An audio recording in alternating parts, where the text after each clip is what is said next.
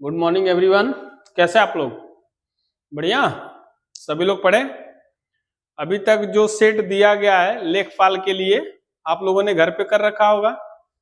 किसी को कोई दिक्कत उसमें? कोई दिक्कत नहीं, वेरी गुड। ऑफलाइन वाले लोग? सुनिधि, ठीक है। क्वेश्चन आसान थे, बहुत ज्यादा टफ क्वेश्चन नहीं बनाए गए हैं। ऐसा बनाया गया कि आप लोग कर पाए और एग्जाम में भी वो आ पाए। राकेश, ठीक है ठीक है। मोहन, तुम भी आए थे कल ऑफिस में, पूछ रहे थे, कोई दिक्कत? समझ में आया था? ठीक है, बढ़िया, बहुत बढ़िया। ऑनलाइन वाले लोग, आप लोगों को कोई मतलब क्वेरी हो, कोई दिक्कत हो, आप लोग भी हम लोग का जो व्हाट्सअप नंबर है उस पर भेज दिया करिए, इंस्टाग्राम भेज दिया करिए, ठीक है। जो फेसबुक पेज है उसको लाइक करके वहां भी भेज दिया करिए। जिस भी तरह का कोई क्वेश्चन हो, उससे संबंधित प्रॉब्लम हो, आप लोग जरूर पूछा करिए। तो हम लोग उसी सीरीज में आगे बढ़ते हैं। आज 5वां सेट आप लोगों के सामने है, हम लोग उसको पढ़ते हैं। किसके लिए? लेखपाल के लिए, ठीक है। तो आइए देखते हैं। आज 5वें सेट का पहला क्वेश्चन हम लोग देखते हैं। 5वें सेट का पहला क्वेश्चन देखते हैं हम लोग, ठीक है। पहला क्वेश्चन क्या है?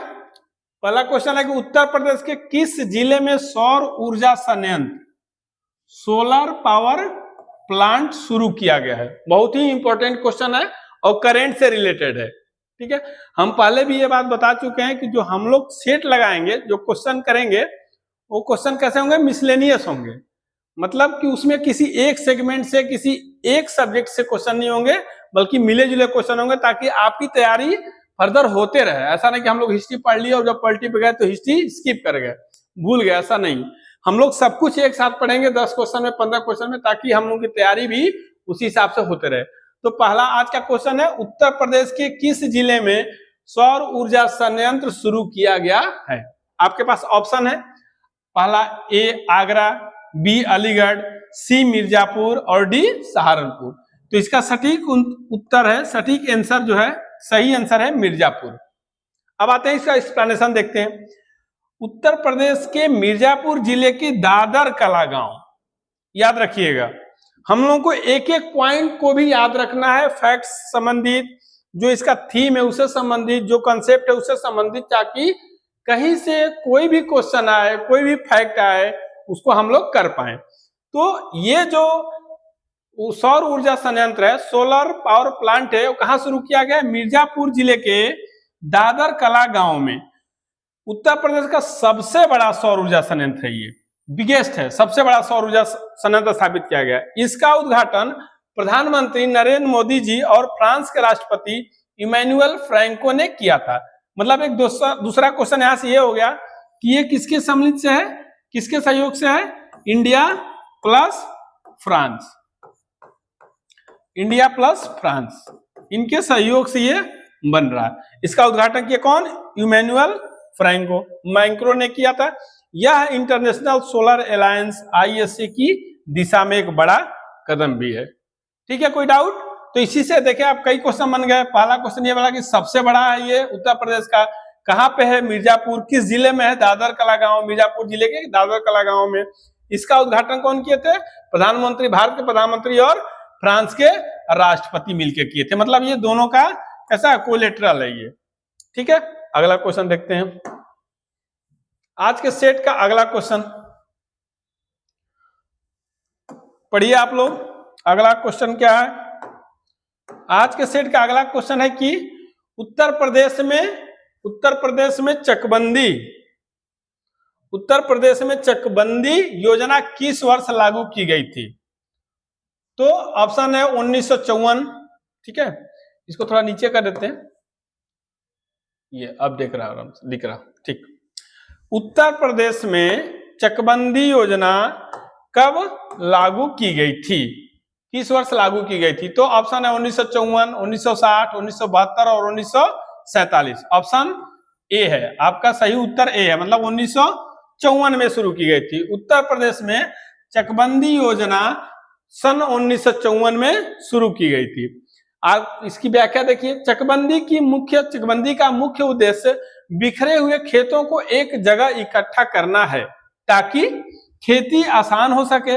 यूपी में उत्तर प्रदेश जोत चकबंदी अधिनियम 1953 बना था और इसे 1954 में मुजफ्फरनगर की कैराना तहसील और सुल्तानपुर की मुसाफिर खाना तहसील से ट्रायल किया गया, ट्रायल के तौर पर शुरू किया गया। 1958 में इसे पूरे उत्तर प्रदेश में लागू किया गया। मतलब 1954 में 2 जगह 2 डिस्ट्रिक्ट में लागू किया गया। उसके बाद ये पायलट प्रोजेक्ट था।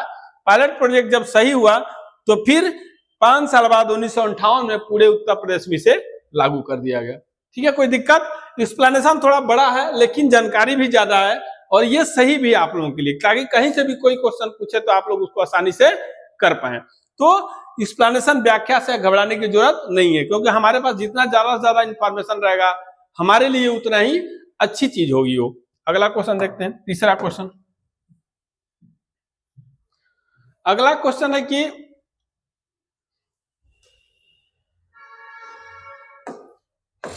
अगला क्वेश्चन भारतीय संविधान के किस अनुच्छेद के तहत पंचायतों को संवैधानिक दर्जा दिया गया है? ठीक है, उन्हें रजिस्टर्ड कर दिया गया, उन्हें संविधान में दिखा दिया गया, संविधान में उसको लिखित कर दिया, लागू कर दिया गया। तो किस संविधान, किस अनुच्छेद, किस आर्टिकल के तहत? तो आपके पास ऑप्शन है ए अनुच्छेद 226, बी अनुच्छेद 243, अनुच्छेद 324 और अनुच्छेद 124। तो इसका सही उत्तर है बी अनुच्छेद 243। मतलब अनुच्छेद 243 के तहत भारतीय संविधान में पंचायतों को संवैधानिक दर्जा प्रदान किया गया है। 73वें संविधान संशोधन अधिनियम 1992 के द्वारा संविधान में भाग 9 और अनुच्छेद 243 से 230 वो जोड़ा गया। इसके साथ ही 11वीं अनुसूची जोड़ी गई, जिसमें पंचायतों के लिए 19 विषय दिए गए। यहां से आपको कई देख रहे हैं फैक्ट मिल रहे हैं, कई क्वेश्चन यहां से भी तैयार हो जाएंगे।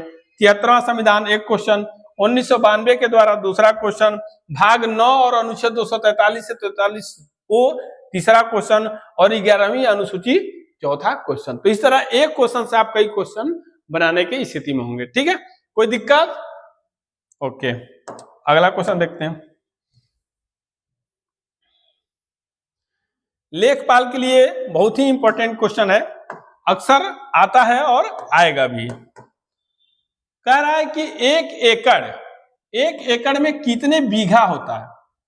भाई लेखपाल बनेंगे, आप जाएंगे जमीन को नापने, जमीन के बारे में बताने, फैसला करने, तो ये पता होना चाहिए ना कि 1 एकड़ में कितने बीघे होते हैं, कितने डिसमिल होते हैं, कितने बिस्वे होते हैं। तो उसी से संबंधित ये क्वेश्चन है।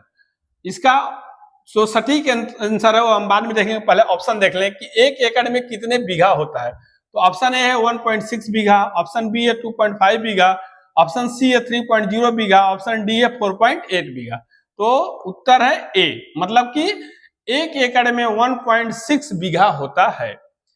अब आते हैं व्याख्या पे। उत्तर प्रदेश में भूमि मापन की अलग अलग इकाइयां हैं, वो हर जगह होती है, पूरे भारत में ऐसा है।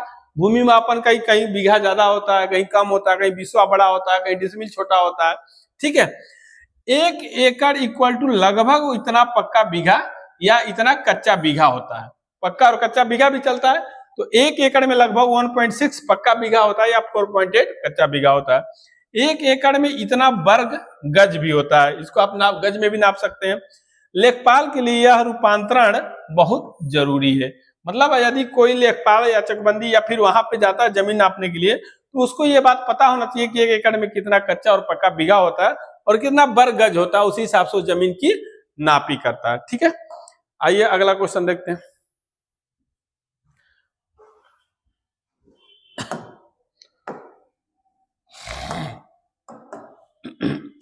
चौरी चौरा की प्रसिद्ध घटना उत्तर प्रदेश में किस जिले में हुई थी?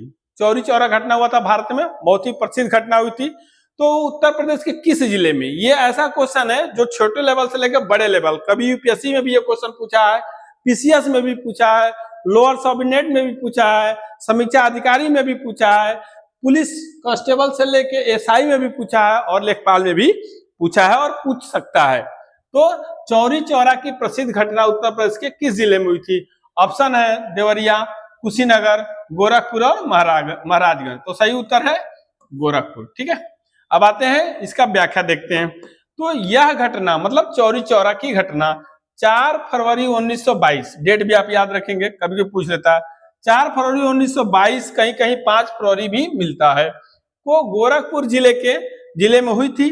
भीड़ ने, इस घटना में हुआ क्या था कि भीड़ ने, मतलब वहां के लोकल लोगों ने, वही जो चौरी चौरा जगह था वहां पे क्या किया, गोरखपुर में उसने एक पुलिस थाने में आग लगा दी थी, जिसमें लगभग 22 से 23 पुलिसकर्मी मारे गए थे। इसी हिंसा से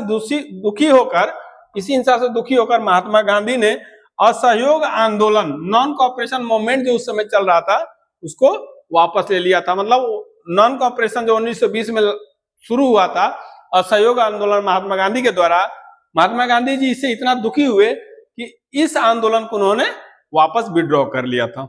ठीक है, अगला क्वेश्चन।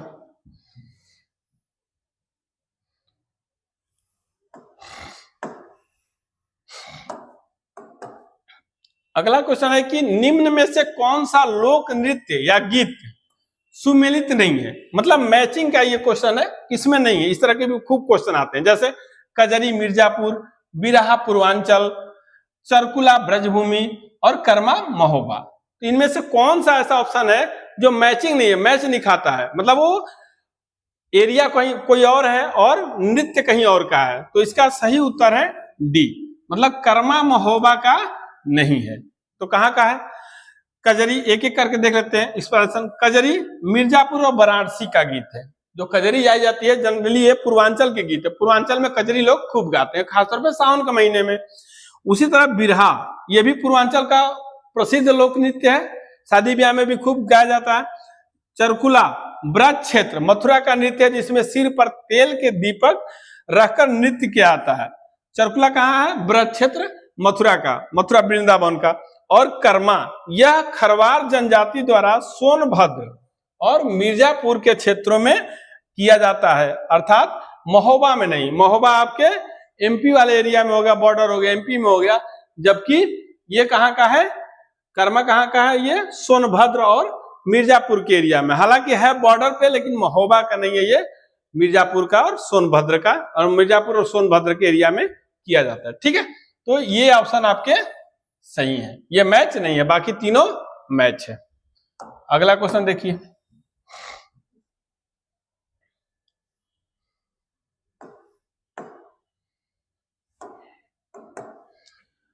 अगला क्वेश्चन है कि उत्तर प्रदेश में राज्यसभा की सीटें कितनी हैं?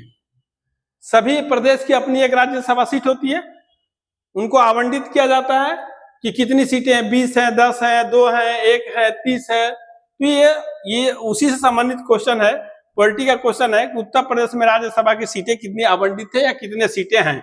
ऑप्शन है 80, बी 31, सी 100 और डी 403। तो इसका सही उत्तर है बी, मतलब कि 31 सीटें राज्यसभा के लिए यूपी में आरक्षित की गई हैं, नॉमिनेट रखी गई हैं कि 31 सीटें राज्यसभा के लिए सुरक्षित हैं यूपी के लिए। उत्तर प्रदेश में सीटों का गणित इस प्रकार है, एक्सप्लेनेशन इसका। लोकसभा सीट यूपी कितना है? 80। राज्यसभा सीट कितना है? 31 सीटें। विधानसभा सीट कितना है? 403। और विधान परिषद की सीटें हैं 100 सीट। तो ये भी इंपॉर्टेंट है, आप लोग चारों सीटों को ध्यान से देख लेंगे। अगला क्वेश्चन।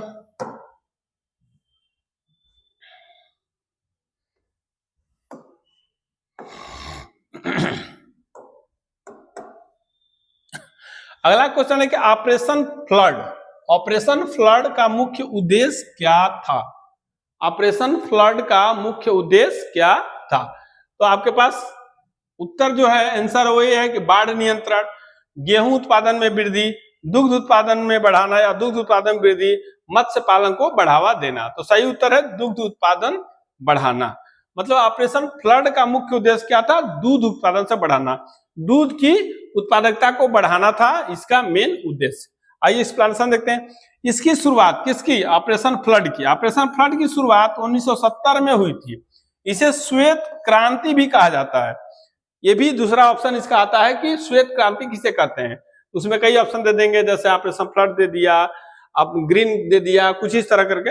इसके सूत्रधार डॉक्टर वर्गीस कुरियन थे, याद रखिएगा, डॉक्टर वर्गीस कुरियन थे। इनका लक्ष्य या इसका लक्ष्य भारत को दूध उत्पादन में आत्मनिर्भर बनाना था, जिसमें अमूल का बड़ा ही योगदान। आज जो अमूल दूध आप पीते हैं, अमूल दूध बिकता है, उसका इस ऑपरेशन में बहुत बड़ा योगदान है, जो गुजरात में पहली बार लॉन्च किया गया था। ठीक है, तो ये याद रखिएगा, डॉक्टर वर्गीस कुरियन को भी याद रखिएगा। श्वेत क्रांति को भी याद रखिएगा और अमूल को भी रख सकते हैं, हालांकि ये नहीं पूछेगा, लेकिन 1970 को याद रखिएगा। तो 1970 श्वेत क्रांति और doctor Verghese Kurien. Operation flood किससे संबंधित है, याद रखिएगा।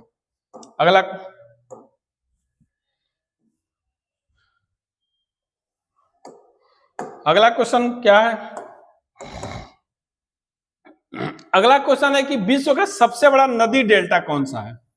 वर्ल्ड का सबसे लार्जेस्ट नदी डेल्टा कौन सा है? ऑप्शन है Amazon delta, Sundarban delta, Mississippi delta और नील डेल्टा। तो आंसर है बी, मतलब कि सुंदरवन डेल्टा। एक्सप्लेनेशन देखिए, यह गंगा, ब्रह्मपुत्र और मेघना नदियों द्वारा बनाया गया है। यह भारत, पश्चिम बंगाल और बांग्लादेश में फैला है। यह सुंदरी नामक वृक्ष, याद रखिएगा इसको, सुंदरी नामक वृक्ष पे पाए जाते हैं, इसलिए इसे सुंदरवन कहते हैं। यह मैंग्रोव भी एक प्रकार का वन है, वनों के लिए भी प्रसिद्ध है। मतलब ये सुंदर वनों सबसे ज्यादा पाए जाते हैं, इसलिए इसको सुंदरवन डेल्टा बोलते हैं। यहाँ पे मैंग्रोव बहुत अधिक पाए जाते हैं, इसीलिए मैंग्रोव वनों के लिए प्रसिद्ध है। और ये भारत के पश्चिम बंगाल और बांग्लादेश के एरिया में पाया जाता है, इसलिए इसको सुंदरवन डेल्टा कहते हैं। अगला क्वेश्चन,